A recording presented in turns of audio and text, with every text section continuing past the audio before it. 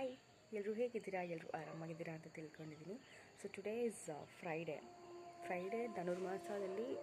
It's almost my 12th day ಅಂತ ಹೇಳ್ಬೋದು. ಪೂಜೆ ಎಲ್ಲ ಮುಗಿಸ್ಕೊಂಡು ಇವಾಗ ಮನೆಗೆ ಬಂದೆ. It's almost 6:30. So it's going good.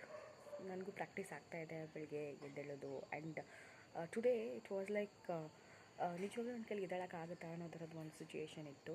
ಎದ್ದೇಳಲೇಬೇಕಾ ಅನ್ನೋ ಥರ. ಯಾಕೆಂದರೆ I was having cold.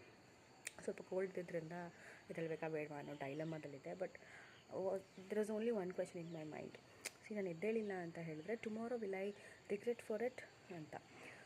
So regret ಮಾಡ್ತೀನ ನಾನು? ಇಷ್ಟು ದಿನ ನಾನು ಹೋಗಿದ್ದೀನಿ ಆ್ಯಂಡ್ ಐ ಹ್ಯಾವ್ ಥಾಟ್ ಇಲ್ಲ ನನ್ನ ಕೈಲಾಗ ಅಷ್ಟು ದಿನ ನಾನು ಮಾಡೋಣ ಅಂತ ನಾನು ಅಂದ್ಕೊಂಡಿದ್ದೆ. So if I don't go I might regret ಅಂತ. ಸೊ ನಾನು ರಿಗ್ರೆಟ್ ಮಾಡಬಾರ್ದು ನಾಳೆ ಅಂತ ಹೇಳಿದ್ರೆ ನಾನು ಇವತ್ತು ಎದ್ದೋಗಲೇಬೇಕು ಅಂತ ಹೇಳಿ I got up and vent. It was nice. ಖುಷಿ ಆಗುತ್ತೆ. ಇಲ್ಲ ನನ್ನ ಕೈಲಿ ಆಗಲ್ಲ ಅಂತ ಹೇಳಿದ್ರು ಐ ಪುಷ್ಡ್ ಮೈ ಸೆಲ್ಫ್ ಅಂತ. ಸೊ ಎಲ್ಲ ಕೆಲಸದಲ್ಲೂ ಅಷ್ಟೇ ನಮ್ಮ ಕೈಲಿ ಆಗಲ್ಲ ಅಂತ ತುಂಬ ಸತಿ ಅಂತ ಅನಿಸುತ್ತೆ.